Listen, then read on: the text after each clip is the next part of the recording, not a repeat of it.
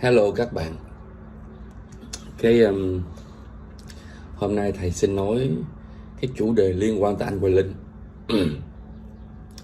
Tôi không phải cái câu gọi là dậu đổ bìm leo, mà tôi nói đây là nói bằng cái sự thật, nói bằng cái lương tâm, nói bằng cái lương tâm, nói bằng sự thật.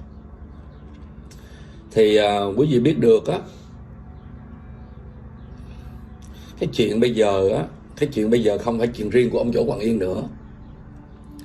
Cái chuyện bây giờ là không phải chuyện riêng của ông Võ Hoàng Yên hay là bà Nguyễn Phương Hằng nữa, mà cái chuyện bây giờ là liên quan tới cái niềm tin của nhân dân, niềm tin của các fan hâm mộ ở Việt Nam mình, liên quan đến showbiz. Thì quý vị biết một điều rằng cái nhà thờ tổ đó, cái mục đích của anh Hoài Linh đó là muốn quy tụ gom hết là một chỗ để có chỗ cúng kiến, thờ cúng nó trang nghiêm, từ xưa giờ nó không có. Nhưng mà nói về sâu xa đó là người nào là chủ nhà thờ tổ đó là người đó có quyền lực nhất ở trong đó.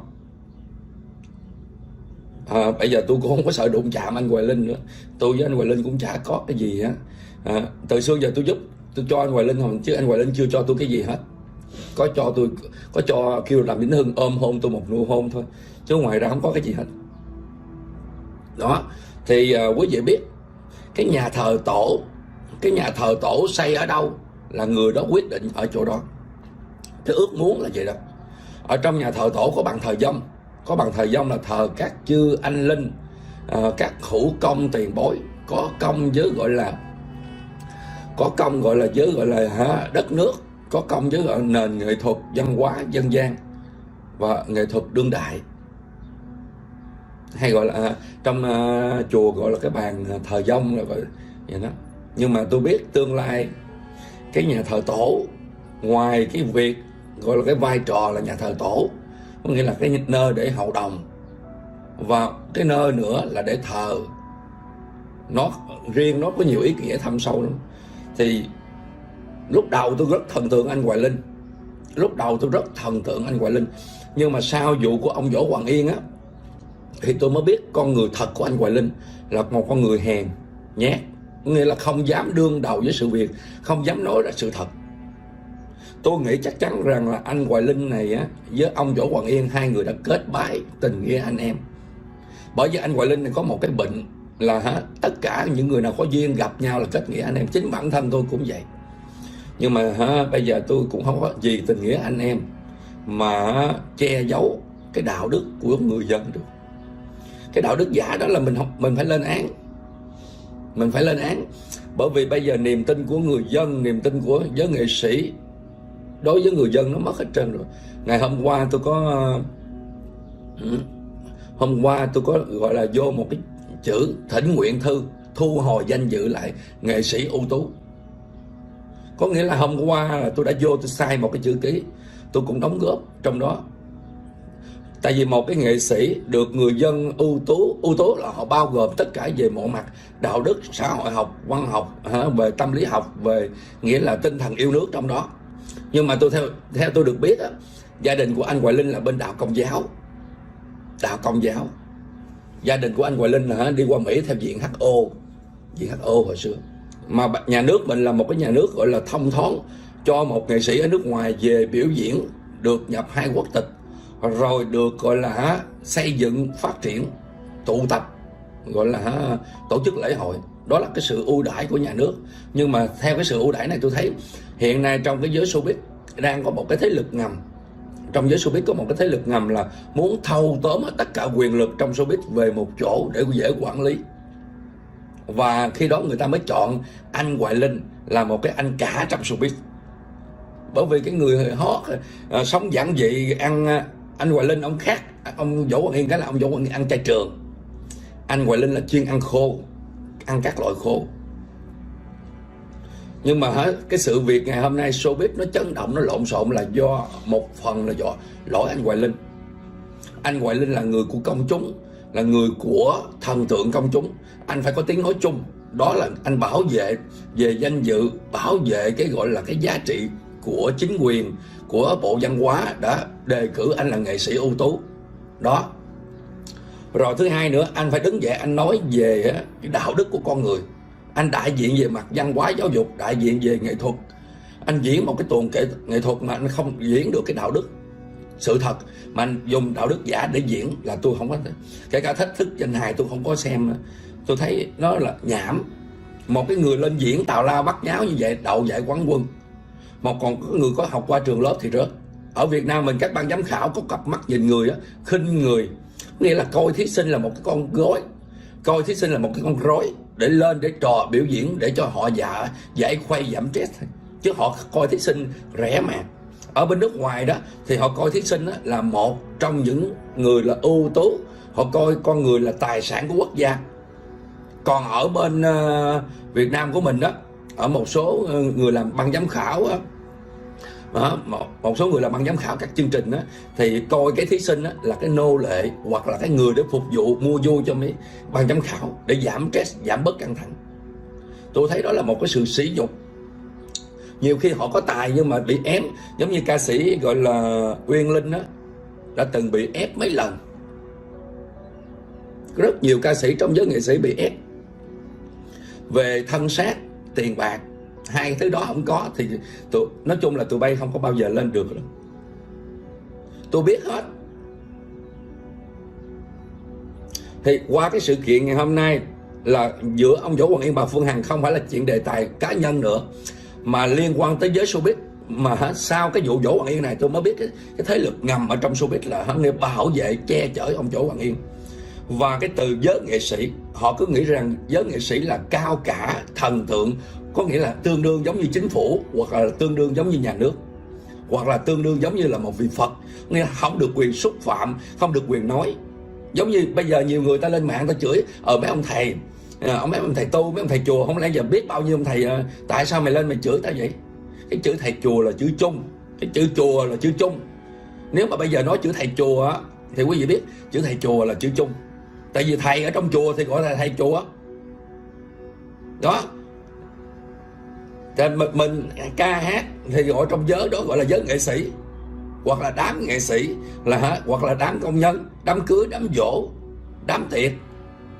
Thì khi con người chúng ta gọi là chấp vào trong cái lời nói đó và lợi dụng cái lời nói đó để bẻ ngược lại cái đối phương, thì đó là sự khả ố. Có nghĩa là ai cho mình cái quyền gọi là tự do, nghĩa là mình ở trong cái quyền đó. Tôi không có ủng hộ ai, nhưng mà sau cái sự kiện này tôi thấy anh nghệ sĩ Kim Tử Long là người sống rất đúng sự việc. Nghĩa là mình bệnh, hết bệnh mình cứ nói hết bệnh, mình khỏe thì mình nói khỏe, chứ rồi mình không hết thì mình nói không hết, chứ có gì đâu mà mình sợ mình ngại. Tôi biết rằng anh Hoài Linh này với ông Võ Hoàng Yên có một cái gì đó mưu đồ. Cái sự mưu đồ hiểm ở trong đây rất cẩn thận. Hai người có thể là kết nghĩa anh em. Còn cái bệnh mà chuyện của ông Võ Hoàng Yên đó, chuyện ông Võ Hoàng Yên đó quý vị biết không, ông móc họng bóp họng là chuyện đó ai làm cũng được hết. Bây giờ ở nhà quý vị thử trường hợp đó coi, ai làm cũng được hết. Anh Hoài Linh anh lên chùa tôi đó nha, anh cầm cái khúc cây, anh liền lên liền xuống, anh kêu đem cho mấy cây nhang anh đốt, anh nói ở đây có cái mồ mà. Thì tôi cũng chỉ biết vậy thôi. Có nghĩa là thánh phán. Con người dễ lắm, chỉ cần các bạn biết một phần về tâm lý học, xã hội học, bạn nói đúng ý, đúng cái gọi là cái nhược điểm của người ta, tự nhiên trội ta coi bạn giống như là một cái người có một cái tần sống phiêu linh. Có đó là chỉ một cái sơ qua của cuộc sống thôi. Bạn phải nhìn làm sao cho chính xác. Mà khi các bạn thần tượng họ quá thì họ coi họ giống như là thánh vậy được. Khi họ ăn chơi, họ muốn làm việc gì họ giống như người thường, nhưng họ ra đường là muốn các bạn tôn xưng, coi họ là thánh nhân đó. Thì cái đó là một cái điều gọi là dễ chết trong giới nghệ sĩ. Mà giới nghệ sĩ có một cái bệnh, là khi mình đi chơi với họ đó, đi ăn uống gì đó, họ cứ nghĩ là họ là cao cả, bắt các fan trả tiền. Có một số nghệ sĩ qua Hawaii biểu diễn người ta không có thích, người ta không có ưa. Ở bên Hawaii của tụi tôi là không có ưa, nghĩa là nổ bài đặt chảnh. Rồi có một số nghệ sĩ bên Mỹ nha, có một cái bà ca sĩ đó, bà chuyên gia là đi vô hàng hiệu, lấy đồ hàng hiệu xài, bà vẫn chừa cái tem đó để về cái bà đi trả, chơi vậy đó. Nghĩa là chuyên gia mua hàng hiệu. Nghĩa là có một số nghệ sĩ dơ lắm, dơ ở trong showbiz. Hồi xưa ở trong giới nghệ sĩ diễn viên đó, tôi cho về chùa Phước Sơn của tôi đóng phim á, tôi cho ngủ ké phòng tôi đó. Sau khi ngủ dậy đi á, là đồ đạc trong phòng đi hết. Nên tôi đặt cái đòn làm phim á, là cái đòn làm phiền. Cái đòn làm phim á là cái đòn làm phiền. Quý vị không tin, quý vị gặp đạo diễn gọi là đạo diễn công hậu á, rồi á, những cái nhà làm phim mà từng gặp thầy biết, tôi giúp đỡ nhiều thứ lắm, bị mất hết trơn rồi. Mất những cái laptop, mất hết tất cả. Nên hết quý vị biết, tôi nghĩ là giới nghệ sĩ họ đang thần tượng quá, họ đề cao, họ nghĩ là một vị thần, vị thánh, không ai được quyền xúc phạm đến họ, không ai được quyền nói đến họ. Bây giờ quý vị thấy cái chữ thầy ở trong chùa thì cái chữ thầy chùa đó rộng lắm, nó rộng thênh thang luôn. Mà quý vị biết rộng thênh thang, không những rộng đó mà nó phủ sóng toàn cầu. Tất cả những thầy nào ở trong chùa là thầy chùa. Mà cái chữ chùa nó có nghĩa tiếng Anh đó là temple hoặc là pagoda. Pagoda là tiếng Pháp, tiếng Anh đó là temple. Mà ai ở trong những cái ngôi đền đó, những cái ngôi chùa là đều là thầy hết. Người ta ông lấy giờ mỗi ông thầy livestream vậy chửi tại sao mấy người dám kêu cái từ thầy chùa đó. Thì mình nghĩ cái từ đó là từ chung. Nếu mà người ta chỉ đích danh ra cái người đó, nghệ sĩ tên gì đó, thì lúc đó mình mới nói tại sao. Còn chữ chung, còn nếu mình bảo vệ trong giới showbiz được sạch sẽ. Quý vị biết cái game show Thách Thức Danh Hài á, đều có kịch bản hết. Không phải thí sinh là muốn lên biểu diễn là biểu diễn đâu. Nó phải diễn trước, hoặc là nó đưa ra ý tưởng trước cho bên đạo diễn xem. Đông Tây này hồi xưa tôi biết nó là tổ chức, nó chi nhánh của nằm ở bên đường Nguyễn Đình Chiểu, tôi biết. Nói chung lâu quá rồi tôi không có để ý showbiz, tại vì tôi bị một lần trong showbiz tôi tởn tới già, tới bây giờ tôi không có để ý chuyện showbiz. Nên đó quý vị thấy cái xây nhà tổ đó, xây cái nhà tổ đó là cái mục đích là gì? Nói ở bên ngoài thì rất tốt, là muốn được gọi là các anh chị, muốn được các anh chị rồi là vân tập hội tụ về, có tổ chức lễ cúng đàng hoàng trang nghiêm. Nhưng mà thực ra ai muốn đến nhà thờ tổ đó bất cứ lúc nào phải gọi điện mới được mở cửa vô, chứ không cho vô. Nếu nhà thờ tổ mà của đây là nhà thờ tổ cá nhân chứ không phải là nhà thờ tổ chung. Nhà thờ tổ cá nhân chứ không phải nhà thờ tổ chung. Nên quý vị nhớ rõ một điều là vậy. Tất cả nghệ sĩ, ca sĩ, diễn viên nào trước khi đến cũng phải đều thông báo trước. Kể cả bản thân của chúng tôi cũng vậy, đều thông báo trước hết. Tất cả những cái chương trình nào của ở ngoài showbiz đều có dàn dựng hết, chứ đâu phải tự nhiên muốn diễn là diễn đâu. Tại vì biểu diễn trước gọi là khán giả công chúng, lỡ mà có chuyện gì mà có những cái tiết tấu, gọi là những cái đoạn mục nào đó mà mang tính chất gọi là lố kệch, thô bạo, hoặc là cái gì mang tính chất tuyên truyền chống phá đất nước là lập tức cái công ty đó là dẹp liền. Ở Việt Nam có rất nhiều MC đã từng làm MC mà nói lỡ lời thôi, lập tức về giường nghỉ việc tới bây giờ luôn. Đó nên quý vị thấy, nên cái nhà thờ tổ tôi suy nghĩ một điều, đằng sau nhà thờ tổ đó là một cái quyền lực của anh Hoài Linh rất mạnh trong showbiz. Mà tôi đã từng gọi là tặng cho anh Hoài Linh là một cái ấn đền trần bằng ngọc bích. Để tôi tìm cái hình ảnh đó. Cái ấn đền trần bằng ngọc bích nặng gọi là 30 kg, trị giá 25.000 đô để ngoại giao. Nhưng mà cuối cùng tôi được cái gì? Cuối cùng giờ tôi ngộ ra tôi được cái gì? Tôi được cái sự gọi là hờ hợt, mất lòng tin. Gọi đó, hờ hợt, mất lòng tin với nghệ sĩ, với một đàn anh. Mình thần tượng phí. Họ nổi tiếng là gì? Nhờ cộng đồng. Bây giờ cộng đồng mà bỏ họ thì lập tức nhiên là họ gọi là mang tiếng. Bây giờ tôi ngộ ra một điều là mình phải tập trung sống vì cho gia đình, với những chúng sanh nào hoàn cảnh khó khăn nghèo khổ. Cái đó mới gọi là hay. Còn bây giờ mình sống hết lòng với nghệ sĩ. Quý vị thấy qua cái sự việc này, có một số nghệ sĩ họ cũng lên tiếng về vụ ông Võ Hoàng Yên. Có một số nghệ sĩ họ cũng gọi là bảo vệ anh Hoài Linh, mượn bảo vệ để làm gì? Để sự thương xót. Nhưng mà đằng sau đó người ta chỉ biết lo cho người ta thôi. Ở trong showbiz là một cái sự hỗn độn. Tôi nói thẳng luôn, nếu ai có bắt bẻ tôi nói, ở trong cái showbiz là một cái sự hỗn độn tối tăm, có nhiều cái luật ngầm. Có nhiều cái luật ngầm, hơn thua đấu đá trong đó rất nhiều. Bây giờ cái giá trị đạo đức nó không phải riêng nữa, không phải riêng của vấn đề của gọi là bà Phương Hằng với ông Võ Hoàng Yên nữa, mà tất cả mỗi người dân Việt Nam phải đứng dậy để nêu cao cái giá trị đạo đức tốt đẹp của con người. Tiên học lễ, hậu học văn. Bây giờ tôi thấy một điều rất gọi là bẩn ở trong showbiz. Sau vụ gọi là ông Võ Hoàng Yên và nhà thờ tổ là tôi giống như bà Ma Sơ vui vẻ đó, bà Ma Sơ vui vẻ bà nói tôi rất ủng hộ. Tôi không phải là bao che bảo vệ, tôi rất ủng hộ cái chuyện những bà phân tích đàng hoàng. Mà quý vị biết tôi đã từng có tham dự những cái lễ hậu đồng. Tôi có từng tham dự những cái lễ hậu đồng. Một cái lễ hậu đồng quý vị biết không, 500 triệu. Mà cái người hậu đồng là gì? Người đại diện, là một cái cầu nối, kết nối giữa người bình thường tới những gọi là thần thánh.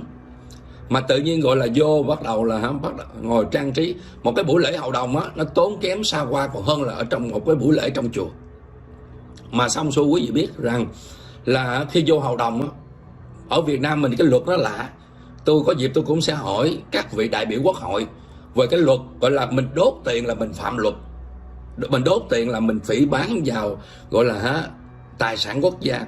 Còn bây giờ mình cầm tiền mà trong đó có in hình của lãnh tụ Hồ Chí Minh đó, mà lấy cái tiền đó quăng lên rải xuống, thì đó có phản cảm về văn hóa hay không? Mà thần thánh có chủ trương gọi là lấy tiền để thải hay không? Cái đó mới quan trọng nữa. Nếu thần thánh nào chủ trương thì xin thần thánh nó xuất hiện ra để nói đối chứng cho đàng hoàng. Thần thánh gì mà chủ trương để lấy tiền rải? Thần thánh chỉ là nói mọi người tĩnh tâm, gọi là bình an thôi. Kể cả chính Đức Phật cũng vậy. Đức Phật khuyên tất cả mọi người vào chùa tu, chứ không phải vào chùa cúng. Đức Phật khuyên mọi người vào chùa tu. Ai mà vào chùa cúng nhiều là người đó còn danh vọng. Tất cả là còn danh vọng thôi. Mà tôi biết rằng ở nhà thờ tổ của anh Hoài Linh là một cái sau khi xây một cái nhà thờ tổ mới khẳng định được cái quyền lực thật sự của anh Hoài Linh. Lúc anh Hoài Linh chưa xây được nhà thờ tổ đó thì anh còn giống kiểu chỗ này chỗ kia. Khi anh khẳng định rằng là tổ đãi anh, dễ ẹt thôi. Bây giờ mình có tiền thì mình cứ làm thôi. Mình nói tổ đãi làm sao biết được. Nhiều khi cái thờ vận bôn ba không qua thờ vận. Bây giờ thờ vận mình lên rồi cái mình nói là tổ đãi. Vậy người nào mà xuống thì nói tổ phạt hả? Đâu phải vậy đâu. Mà đã là tổ là cái tâm phải từ bi. Cho dù người đó có sai hay đúng cũng là môn đệ học trò của mình. Mình có từ bi mình mới gọi làm thầy người ta được. Mình làm sư phụ người ta được. Còn mình ác độc sao mình làm sư phụ người ta được? Đó. Quý vị thấy mình ác độc là mình không làm sư phụ. Nếu mà người nào mà xuống làm trong nghề showbiz mà xuống không có duyên để phát triển, người đó nói chắc tổ phạt. Tổ nào phạt? Nếu mà nói tổ phạt vậy là tổ này có một cái tâm địa cũng ác độc. Còn ví dụ giờ tổ mà hết ưu tiên cho người nào lên giàu có nói tổ ưu tiên tổ đãi, vậy là tổ này không có công bằng. Bởi vì khi dùng chữ tổ có nghĩa là cái người đó trên một cái level, một cái lĩnh vực rất cao. Giống như thần Phật cũng vậy đó. Thần Phật không bao giờ mà tránh gọi là móc chúng sanh hết. Ai mà nói thần Phật mà tránh móc chúng sanh là không phải. Nhiều khi mình thờ cúng một cái gì đó mình nói không biết là sợ bị quở. Thần thánh là cái giá trị tuyệt đối của thần thánh là luôn luôn từ bi, luôn luôn giúp đỡ chúng sanh. Cho dù các bạn đối xử tệ nào, thần thánh cũng vẫn giúp đỡ chúng sanh. Đó mới gọi là thần thánh chứ. Còn bây giờ có gọi là mình mới vừa thờ cái mình nói. Nên đó, nhà thờ tổ mà từ xưa giờ tôi không biết cái vị tổ của giới nghệ sĩ là vị nào.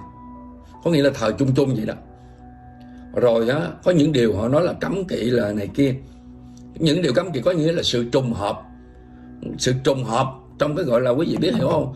Nghĩa là sự trùng hợp trong cái tương tác 12 cái sở hữu xứ thập nhị nhân duyên. Có nhiều người họ lạ lắm. Mua một cái trứng gà đi về dọc đường không có bể mà vừa bước vô cửa nhà rớt bể. Có nhiều người họ rất lạ cái chỗ này. Có nghĩa là bạn bè hẹn nhau đến chỗ gặp rồi Đó có nghĩa là chơi tới chỗ nó không gặp, nhưng mà mình vừa đi là cái nó gọi, có nghĩa là nó ác đạn chỗ đó. Rồi có những cái trường hợp nghĩa là lúc mình làm ăn giàu có đầy đủ thì không ai đến mượn, còn lúc mình đang khó khăn ai cũng đến mượn tiền mình hết. Rồi xong xuôi cái mình không cho mượn thì nói mình khó khăn, mà mình khó khăn thì họ không biết. Rồi trong rồi xong xuôi nữa quý vị biết, có nghĩa là có những trường hợp họ đi chùa, đi miễu, đi hoài vậy đó mà không trúng số, không trúng đề. Nhưng một hôm họ đi qua nhà thờ tự nhiên về họ trúng, cái họ nói nhà thờ linh. Rồi có những người ở nhà thờ cái họ nói tôi đi nhà thờ cả đời vậy, mà xong xuôi cuối cùng cái họ đi qua bên chùa đó. Đó xong quý vị thấy cái họ về họ may mắn, họ nói chùa linh. Thì đó gọi là sự ngẫu nhiên của trong thập nhị nhân duyên. Đó nên nhiều khi chúng ta sống ở một cái cuộc đời này, chúng ta phải thấy cái sự may mắn. Cái thờ của anh Hoài Linh nó tới, cái thờ anh Hoài Linh anh tới rồi thì anh làm ăn được. Nhưng mà bây giờ thờ anh Hoài Linh là đang xuống cấp về giá trị đạo đức, giá trị của một nghệ sĩ ưu tú. Quý vị biết nghệ sĩ ưu tú là được bình chọn, bầu chọn qua gọi là nhân dân, quần chúng, tất cả. Nên mới vừa lên diễn viên hát được vài bài hát, được bút vài show đó là tưởng mình là ta đây, tưởng mình là ta đây. Rồi xong xuôi đó, rồi bắt đầu nổ. Đó, giống như ca sĩ Phan Duy Anh mà hát bài Từng Yêu đó, đã từng mời, có nghĩa là hát hot rồi xong mời ca sĩ Phan Duy Anh đó, ca sĩ Phan Duy Anh đó lấy một cái bài Từng Yêu đó một cách xê 50 triệu. Quý vị thấy không? Mới nổi lên tôi nói ăn đi, ăn một lần là chết. Mình sống á, mình phải biết khôn. Tham thì tham, tính già ra non, phải thoải mái một chút.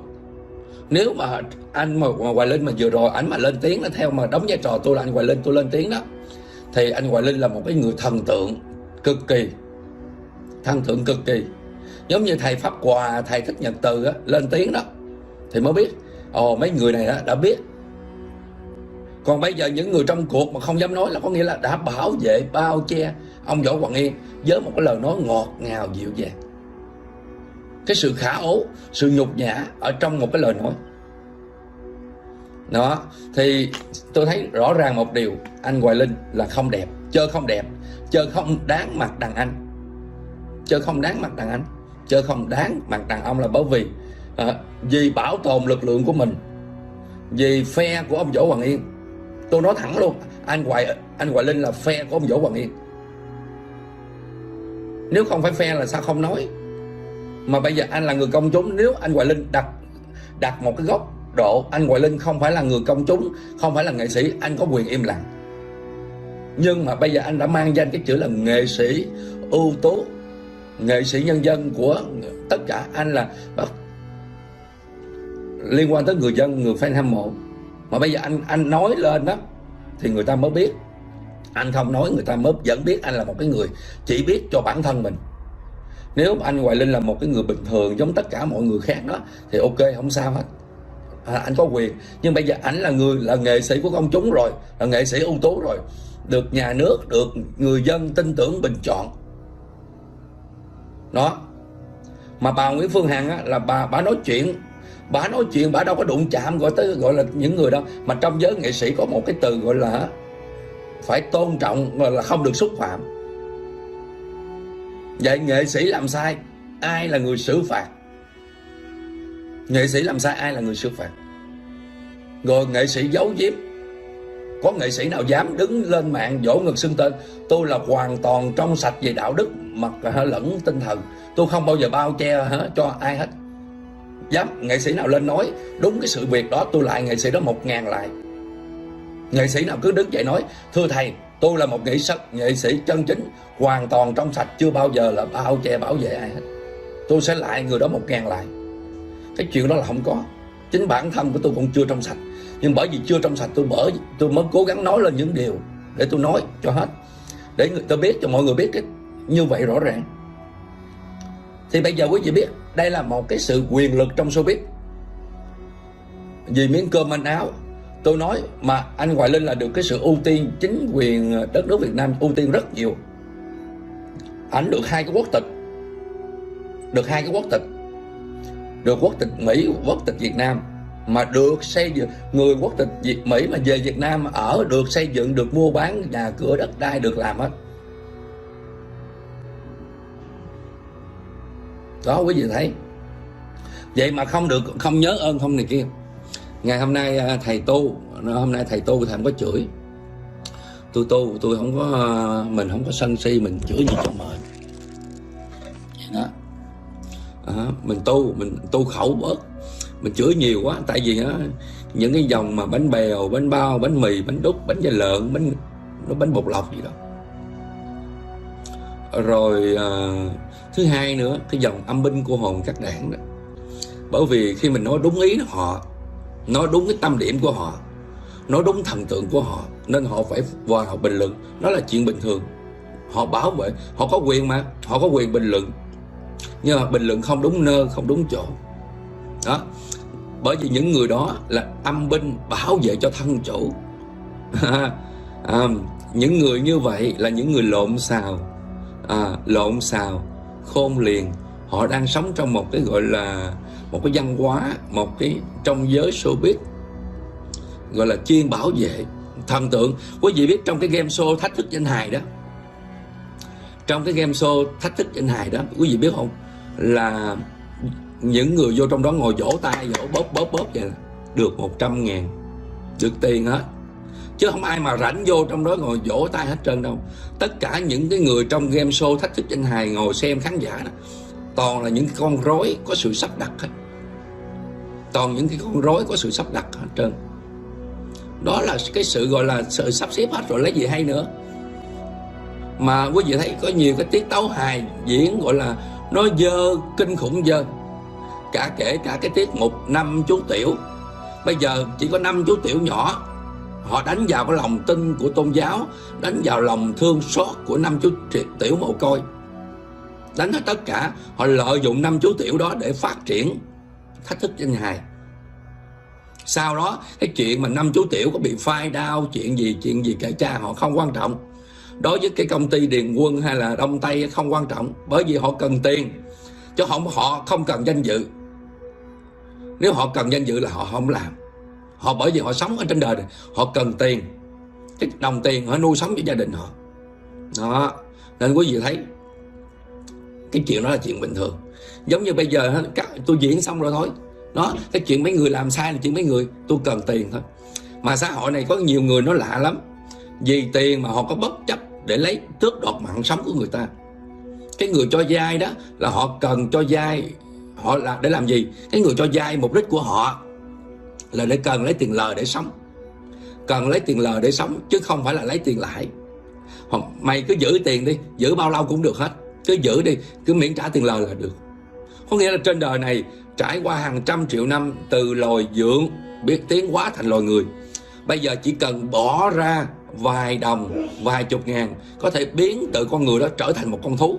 Kêu nó sủa là nó sủa. Thì đó, quý vị thấy không, những cái vai diễn đó, bỏ tiền ra để vai diễn thôi. Đó, có nghĩa là mình trong cái giới showbiz, trong cái giới showbiz đó, nó không có rõ ràng, không có sự cơ cấu, kết cấu. Nó nghĩa là nó tùm lum tùm lưa hết. Ở Việt Nam mình về bộ văn hóa nó không có rõ ràng. Ở bên Nhật Bản, Hàn Quốc, Trung Quốc, nghĩa là trong giới showbiz người nào phải đàng hoàng hết. Người nào mà làm sai, sống giữa công chúng mà không làm đúng đó là sẽ bị lên án. Chứ đó là sự thật hết. Nên hôm nay là thầy nói, tôi nói rất đúng tâm trạng của những thành phần. Trong đó có gọi là những cái từ rất đơn giản, nhỏ nhẹ, ngọt ngào, là cô hồn nè, các đảng, âm binh, bánh bèo, bánh bao, bánh đúc, bánh mì, bánh da lợn, bánh bột lọc vậy đó. Thì nói chung là những thành phần đó, họ là những người ngứa tai, não chạm hơn tai. Bởi vì khi họ nói đụng chạm tới thần tượng của họ, họ có quyền bình luận, có quyền chửi, không sao, đó là quyền của họ. Nhưng họ chỉ nghe, họ tức, họ bình luận thì thầy không có thời gian đọc. Giữa cái nghe và cái bình luận thì chắc chắn là cái nghe tức hơn cái bình luận. Tại vì mình bình luận, ông không có để cái tin nhắn của mình, mà cái ông lo ông chửi mình không thì mình tức quá trời. Đó là tức. Nhưng mà tôi cũng cầu nguyện mình tức một phần nào đó thôi, đừng có làm quá, nó bị gọi là nhồi máu cơ tim, tụt huyết áp, hoặc là đoàn tụ ông bà, thì nó nguy hiểm vô cùng. Đó là thầy khuyên chân thành. Bởi vì tôi không có ở Việt Nam, tôi cũng không có làm lễ cầu siêu cho những người bình luận vô duyên đó. Thì xin quý vị hãy cố gắng. Trời ơi, quý vị hãy cố gắng nha. Quý vị hãy cố gắng vui vẻ đi nha. Nhiều người nói hay lắm. Nhiều người, bữa hổm có một cái người đó ở xã hội đen điện thoại: mày ở Việt Nam tao giết mày, tao này kia. Tới chừng tôi cho người lại tìm cái không dám giết. Xin lỗi, điện thoại xin lỗi quá trời luôn. Có nghĩa là mình nói được cái miệng mà mình không dám làm là tiểu nhân. Nói được mà không làm được là tiểu nhân. Có nghĩa là mình đầu môi chót lưỡi. Có nhiều người họ nói vậy đó, nói hù dọa để cho người ta sợ. Trời ơi, thầy cao 1m85 mà đi sợ một đứa 1m7 mấy, sao sợ được. Đó.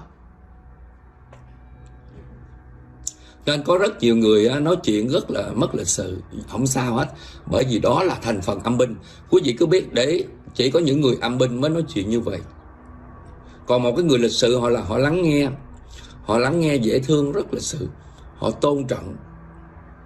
Đó rồi. Bây giờ thầy nói tiếp. Nghệ sĩ Hài Hoài Linh, cái danh hiệu nghệ sĩ ưu tú. Tôi là người đầu tiên tuyên bố trên mạng xã hội tôi không thích cái danh hiệu nghệ sĩ ưu tú. Tôi nghĩa là đồng ý kêu gọi các bạn mỗi người cho một cái chữ ký, gọi là phải thu hồi cái nghệ sĩ ưu tú. Bởi vì nghệ sĩ ưu tú nó phải đạt tới một cái đỉnh điểm. Đạt tới một cái đỉnh điểm là biết giúp đỡ, chia sẻ nỗi buồn, nỗi lo của người dân. Bởi vì đồng tiền của nghệ sĩ sống là từ tiền của người dân. Đó. Rồi tiền của gọi là vui lắm trên mạng này á. Dạ cảm ơn cô Nhung Trường. Thầy thấy cái cô bình luận là thầy giảng tiếp đi thầy. Đúng rồi. Không sao. Bởi vì thầy không có chửi. Bởi vì hôm bữa mùng 1 tôi chửi hết trơn rồi. Hôm nay chuyển sang mùng 2, mùng 3 vậy đó. Thì để cho âm binh cô hồn nó nói cho đã. Không sao. Bởi vì nó đang ngứa mồm. Nó nghĩa là nó tức trong một cái sự vô vọng, tuyệt vọng. Nghe ông thầy này ông nói nó càng nổi sân. Tại sao thầy không lóc nít? Bởi vì thầy để cho nó nghe, nó tức trào máu nó chơi. Nó làm được gì nhau? Làm được gì cái con cờ? Làm được gì cái con cờ táo? Đó. Làm được gì cái con cờ táo? Cho nó bình luận thoải mái, cho nó nghe, nó tức trời thử đứa nào chịu. Thầy nói thầy khỏe, thầy nói xong xuôi thầy khỏe thôi. Đó. Nên với nghệ sĩ, họ nghĩ họ là một cái thần tượng cao cả, sang trọng, đẹp đẽ. Họ không nghĩ là ai xúc phạm họ, đụng tới họ là chết. Họ nghĩ là họ chơi ném đá giấu tay. Giống như bà Lê Thị Giàu, bà Quỳnh Ngọc Thiên Hương vậy. Họ sẽ cử một bộ phận fan hâm mộ để ra đấu trí. Nên quý vị biết, chơi như vậy chơi không đẹp. Tôi là một nhà sư, tôi ăn tiền của bá gia bá tánh, tôi sống. Rồi tôi phải bảo vệ cái công lý. Tôi phải nói chuyện đúng với sự thật với xã hội chứ. Tôi phải nói lên cái niềm, gọi là niềm sự thật của cuộc đời. Tôi phải bảo vệ hết. Nên không sao hết. Đúng vậy. Giống như cái nick tên là Nguyễn Thị Duyên á. Cái nick tên Nguyễn Thị Duyên là nói này vậy nè: kệ mẹ chúng nói đi thầy ơi. Cái nick Nguyễn Thị Duyên nói hay đó. Nhưng mà hôm nay thầy tặng cho âm binh cô hồn các đảng một cái từ luôn là Makeno, Kechano, Kebano, Kemeno. Quý vị cứ hiểu. Thôi bây giờ thầy xin phép các bạn nha. Thầy nghỉ ngơi, ăn sáng, có gì nói chuyện với các bạn sau. Bye bye các bạn. Bye bye.